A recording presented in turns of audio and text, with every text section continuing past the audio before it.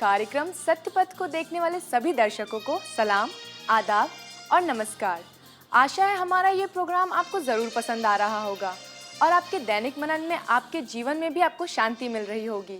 आज हम इस कार्यक्रम में सभी गुणों के मुकुट धैर्य या धीरज की चर्चा करेंगे। उतावलेपन में हमारी मानवीय भावनाएं प्रबल होती हैं और धैर्य के साथ ईश्वर की इच्छानुसार कार्य कर हम सिद्धता की ओर आगे बढ़ते हैं। इससे पूर्व की आज का हम संदेश सुने। आइए हम अपने हृदयों की तैयारी के लिए एक प्रेरणापूर्ण गीत सुनते हैं।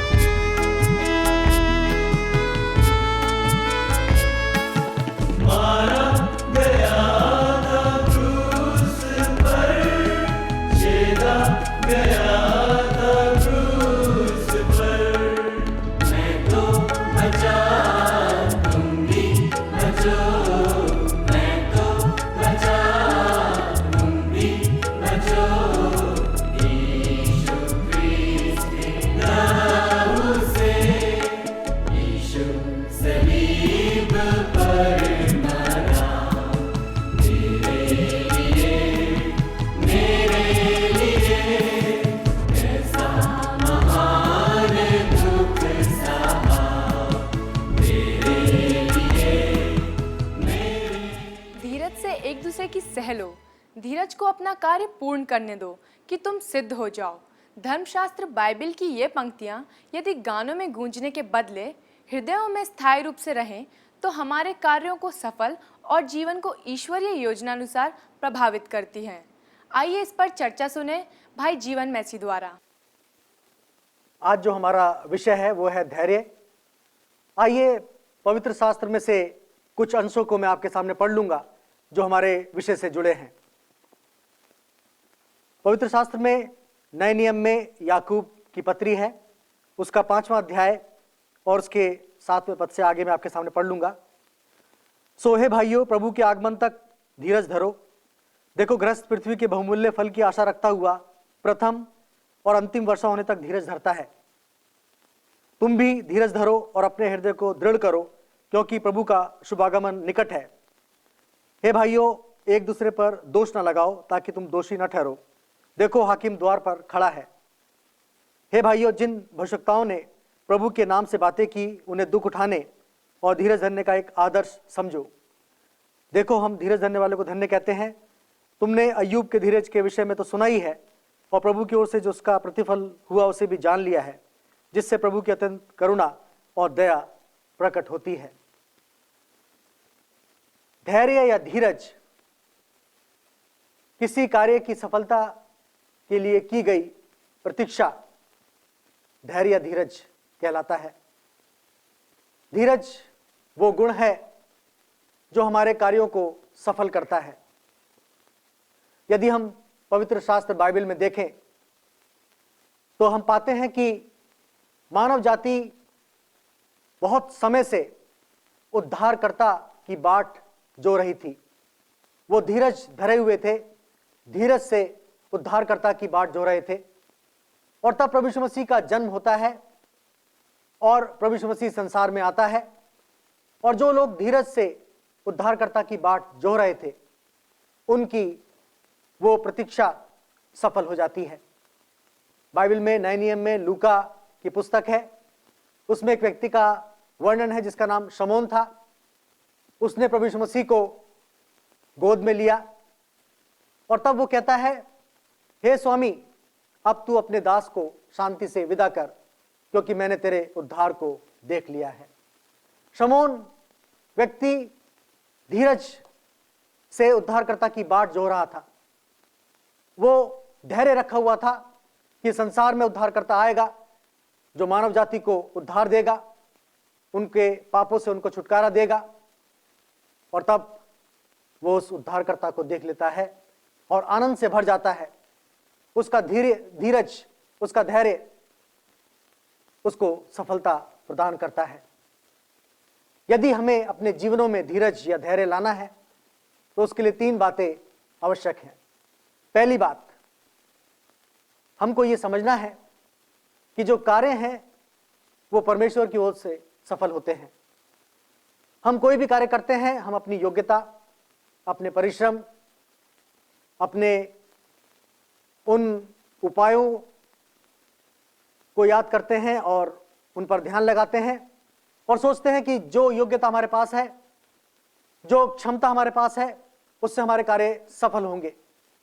परंतु ऐसा नहीं है। किसी भी कार्य की सफलता के लिए परमेश्वर की इच्छा, उसकी अनुमति, उसकी आज्ञा आवश्यक है।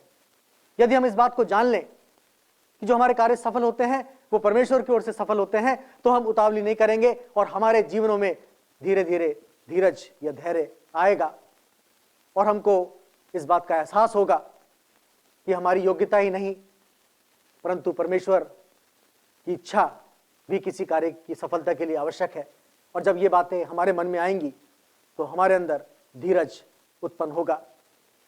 बाइबल में पुराने नियम में एक व्यक्ति का वर्णन है जिसका नाम नूह था, और नूह को परमेश्वर ने यह आज्ञा दी थी कि मैं जल प्रलय के द्वारा इस सृष्टि को नष्ट करूंगा और तुम्हें मानव जाति को बचाना होगा। और तब नूह मानव जाति को बचाने के लिए एक जलयान का प्रबंध करता है, उसको बनाता है। वो लोगों को संदेश देता है कि एक दिन जल प्रलय के द्वारा ये संसार नष्ट होगा, अपने जीवन को परिवर्तित कर लो। और उसको इस कार्य को करते करते काफी समय बीत जाता है, परंतु वो धीरज से अपना कार्य करता है वो धैर्य रखता है, उसको कई वर्ष बीत जाते हैं और अंत में उसके धैर्य के कारण, उसके धीरज के कारण जल प्रलय के द्वारा सृष्टि तो ना नष्ट होती है, परंतु नूह का घराना बच जाता है। दूसरी बात, धैर्य या धीरज विश्वास से आता है। वचन में लिखा है, विश्वास से धीरज उत्पन्न होता है। यदि हम प्रभु पर विश्वास करते हैं, परमेश्वर पर विश्वास करते हैं, तो धीरे धीरे धीरज हमारे जीवनों में आता है। एक और पात्र का वर्णन है बाइबल में जिसका नाम अय्यूब था, और अय्यूब के जीवन में धीरज का बहुत महत्व पाया जाता है। अय्यूब की परीक्षा शैतान ने ली, उसने कष्ट भोगे, उसने अपने परिवार को खो दिया, उसने अपनी संपत्ति खो दी, उसका सब कुछ खो गया, सब कुछ चला गया, सब कुछ लुट गया। परंतु एक बात जो अय्यूब के जीवन में बनी रही, वो उसका धैर्य, वो उसका धीरज। धीरज से परमेश्वर की वो बाट जोता रहा, परमेश्वर की आज्ञा का पालन करता रहा, परमेश्वर से जो उसका प्रेम था उसमें वो बना रहा। उसमें धीरज था कि परमेश्वर उसको नहीं छोड़ेगा, वो उसको नहीं त्यागेगा। और एक दिन अंत में उसको सफलता मिलती है। उसकी कड़ी परीक्षा ली गई और परीक्षाओं में वो सफल हो गया, और उसकी सफलता का जो कारण था वो धैर्य या धीरज था। वो धीरज धरा रहा और परमेश्वर की आज्ञा का पालन करता रहा। उसने परमेश्वर की निंदा नहीं की, वो अपने उद्देश्यों में बना रहा, लक्ष्य की ओर चलता चला गया और अंत में उसको सफलता मिली। धीरज या धैर्य पाने के लिए तीसरी बात, धैर्य या धीरज हमको अनंत जीवन देता है। इस संसार में हम अपना जीवन बिताते हैं, बहुत से कार्य करते हैं, बहुत सी हमारी योजनाएं होती हैं, और ये जरूरी नहीं कि सभी योजनाएं सफल हों और सभी कार्य सफल हों। हमको असफलता मिलती है, यह असफलता काफी लंबे समय तक चलती है और हमको लगता है इस संसार में हमने कुछ भी नहीं पाया। परंतु यदि आपने प्रभु यीशु मसीह को पाया है और आप इस संसार में असफल भी हो रहे हैं, आपको कहीं सफलता नहीं मिल रही, तो आप एक बात याद रखिए, यदि आपके अंदर इस बात की निश्चितता है कि प्रभु यीशु मसीह से आपके संबंध हैं, प्रभु यीशु मसीह आपका उद्धार करता है, तो आपके अंदर धीरज उत्पन्न होगा और यह धीरज आपको अनंत जीवन देगा। एक दिन आप निश्चित रूप से अनंत जीवन के भागीदार होंगे, केवल धैर्य के कारण, केवल धीरज के कारण। मित्रों, ये धीरज, ये धैर्य हमारे जीवनों के लिए बहुत आवश्यक है। कभी कभी हम उतावलेपन के कारण बहुत सी बातों को खो देते हैं। कभी कभी हम परमेश्वर से प्रार्थना करते हैं और उनके उत्तरों के लिए धीरज नहीं धरते, धैर्य नहीं रखते, और तब हमको लगता है हम असफल हो गए हैं, हमारे कार्य बन नहीं रहे। पर यह आवश्यक है कि हम धीरज से, धैर्य के साथ उन कार्यों के लिए जो हमने किए हैं प्रतीक्षा करें। ये धैर्य, ये धीरज हमको अवश्य सफलता देगा।